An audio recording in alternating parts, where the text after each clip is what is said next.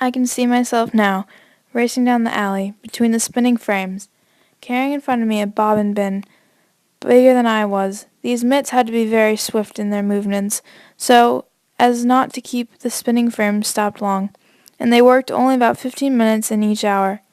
The rest of the time was their own, and when the overseer was kind, they were allowed to read, knit, or even go outside the mill yard to play. Harriet J. Hansen.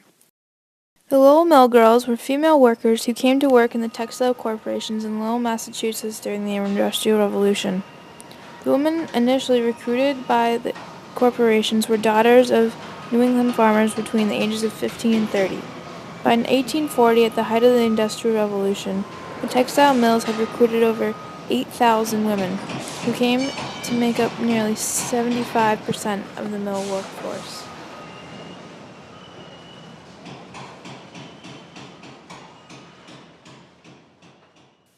In 1789, Samuel Slater left Britain in disguise and arrived in America with the plans in his head for a textile machine that would spin cotton.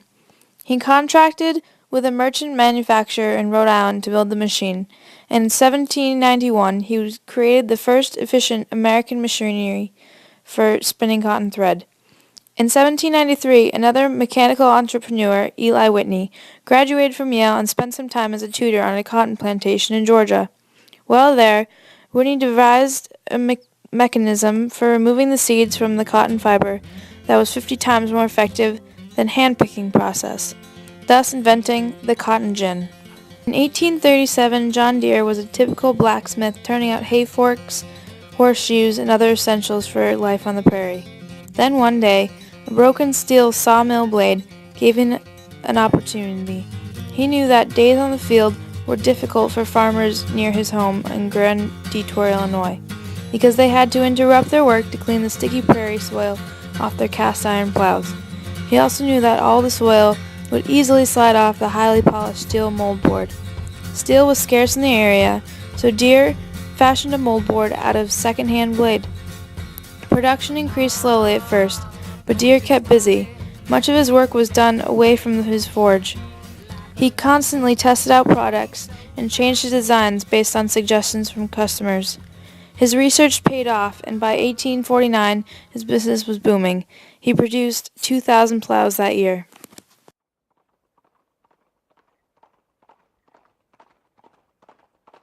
One new factor for Americans in the U.S. was rural to urban. People started to migrate to cities because there were more jobs and they were more appealing than owning a farm.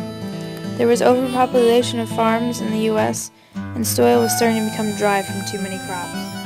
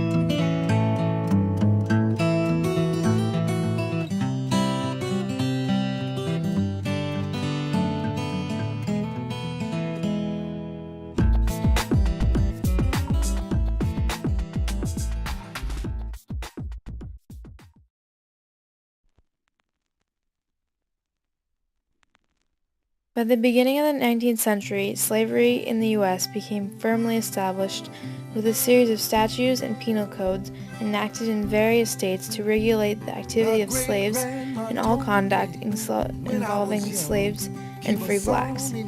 With the Louisiana Purchase, the question of slavery became both geographical and political, and ushered in a period of national debate between pro- and anti-slavery states to gain political and economic advantage.